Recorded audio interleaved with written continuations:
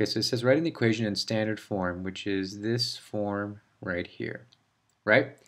Okay, based off of the information that I'm being given here, as I look, I'm being given a slope, okay, and my slope is delta y, rise over run. So my delta y is 2, so I go up 2, that's a positive 2, and then I go over to the right, that's a positive 2 as well. So basically my slope is 1. Okay, so that's important. That's important to understand that this is the information that I'm being given. So my slope is 1. Now what else on this graph am I being given? Okay, what else am I being given? It looks like I'm being given a coordinate point as well. So 2, -4. Okay, I want to keep that in mind. That's important. So I'm being given two pieces of information. Now, which of these equations, okay, so it's not standard form for sure, so which of these two equations here can I use based off of the information I'm given on the graph? So first of all, I have my slope-intercept. Okay, so I have a slope. Do I have an intercept? Well, my intercept's right over here, my y-intercept, but it doesn't give me a y-intercept, so I can't really use this equation. Okay, now what about this one?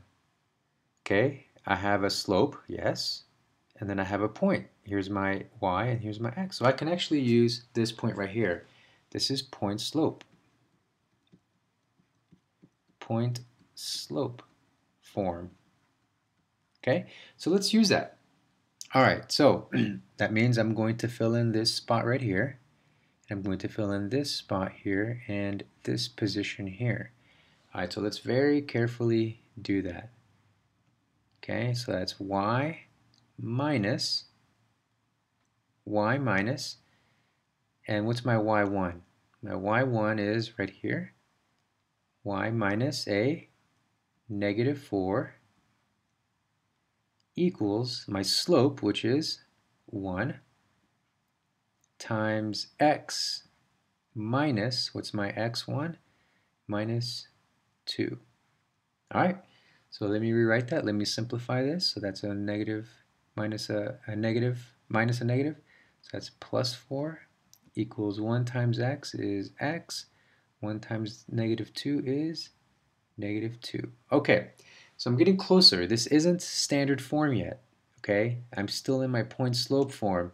So I can actually simplify this new equation here further to make it look like my slope intercept form. Okay, and the way I would do that is I would isolate my y by subtracting 4.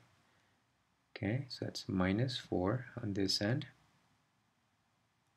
And I end up with y equals x, and then -2 minus 4 is -6. All right, so that's now I'm actually in slope-intercept form, but that's not what the question is asking. It's asking me to use it in standard form. So I want to put this in standard form, so that means my x and my y are all on the left side of the equation. So that means I need to move this x on the left side of the equation. Okay, so that means minus x. Okay, so I'm left with -x plus y equals a -6. And I'm actually okay. That's it. That's standard form right there. -x plus y equals -6. I have now completed my standard form. Okay. Now, one of the things that I think are very important, and as you take a look at what we've just done, is it's really important that you see the relationship. Let me use a different color. It's important that you see the relationship between these three equations right here. Okay, they are all related. They go together. They are not just separate by themselves, but understanding and knowing, memorizing these three equations, these three different types of forms for writing an equation, a linear equation, helps you to figure out either graphing a line or the equation of a line, all depending on what information the problem is giving you. You can use that and plug it into whatever equation you want to basically come up with whatever it is that you need. Okay, and in this case, we needed an equation in standard form. Okay, we needed an equation in standard form, and we were given a graph, and we converted that graph into point slope form, which then led us to go to slope intercept form, and then from slope intercept form, we were able to manipulate the equation back into our standard form, which is what we needed. Okay, I hope that helps for your homework. Thank you.